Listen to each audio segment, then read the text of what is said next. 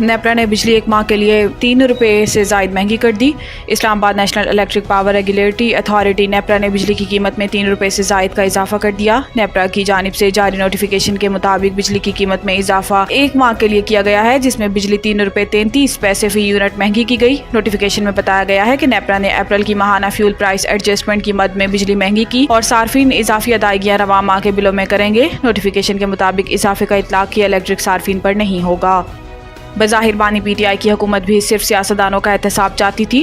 NAB ترامیم کو عدم قرار دینے کے خلاف انٹرا کورٹ اپیلوں پر سماعت چیف جسٹس پاکستان کی سربراہی میں فل کورٹ بینچ کر رہا ہے۔ وکیل فاروق ایچ نائک نے کہا کہ تحریری معروضات میں عدالتی فیصلے کے مختلف نکات کی نشاندہی کی ہے۔ میں نے سپریم کورٹ کے فیصلے پر اپنے دلائل تحریر کیے ہیں۔ چیف جسٹس نے کہا کہ آپ اپنی معروضات عدالت میں جمع کر دیں، آپ فیصلے کو سپورٹ کر رہے ہیں، جس پر فاروق ایچ نائک کا کہنا تھا کہ میں چیف جسٹس منصور علی شاہ کے نوٹ کو سپورٹ کر رہا ہوں۔ جسٹس اطہر من اللہ نے استفسار کیا کہ کیا آپ کے موکل 90 روز کے ریمانڈ سے مطمئن تھے؟ نیب جس انداز میں گرفتاریاں کرتا تھا کیا وہ درست تھا؟ وکیل خواجہ حارث نے کہا کہ نیب میں بہت سی ترامیم اچھی ہیں، 90 روز کے ریمانڈ سے مطمئن تھے، نہ گرفتاریوں سے۔ جو ترامیم اچھی تھیں انہیں چیلنج نہیں کیا گیا۔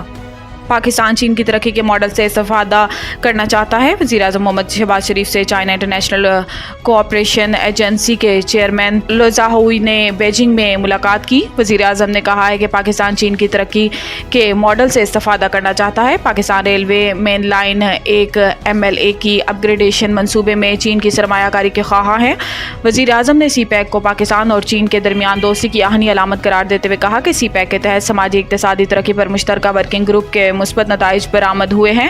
چیئرمین CIDCA نے مختلف شعبوں میں چین پاکستان تعاون کو مزید گہرا کرنے کے عزم کا اظہار کیا۔ انہوں نے بنیادی ڈھانچے کی ترقی، موسمیاتی تبدیلی کے رد عمل اور انسانی وسائل کی ترقی بشمول بیلٹ اینڈ روڈ انیشیٹو اور گلوبل ڈیولپمنٹ انیشیٹو کے تحت جاری منصوبوں میں دو طرفہ شراکت داری کو بڑھانے کی ضروریات پر بھی زور دیا۔ سابق DG civil aviation Khaqan Murtaza کے خلاف نیب کی کرپشن تحقیقات۔ ذرائع کے مطابق والٹن ایئرپورٹ لاہور کو بند کر کے کمرشل بنیاد پر زمین دینے کے معاملے پر سابق DG civil aviation authority Khaqan Murtaza کے خلاف کرپشن کی تحقیقات کا آغاز کر دیا گیا۔ نیب نے تحقیقات میں سابق DG خاقان مرتضی سمیت سول ایویشن کے دیگر افسران کو بھی شامل تفتیش کر لیا۔ اس حوالے سے خاقان مرتضی سے تحقیقات کے لیے 13 سوالات تیار کیے گئے ہیں، جن میں والٹن ایئرپورٹ لاہور کو بند کر کے کمرشل بنیاد پر دینے کے حوالے سے پوچھا گیا۔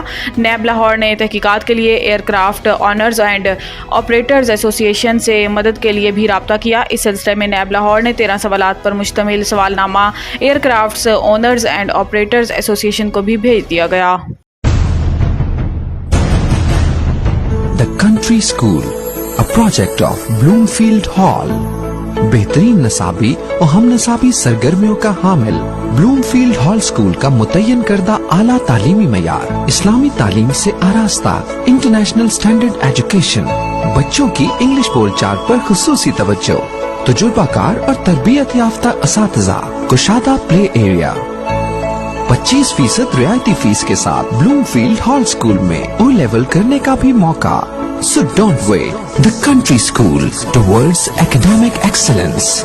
Sahiwal Campus, 160 Old Civil Line, Sahiwal, 040-422-4747. Jahaz Ground Campus, 20B, near Social Security Hospital. Jahaz Ground, Sahiwal, 040-450-37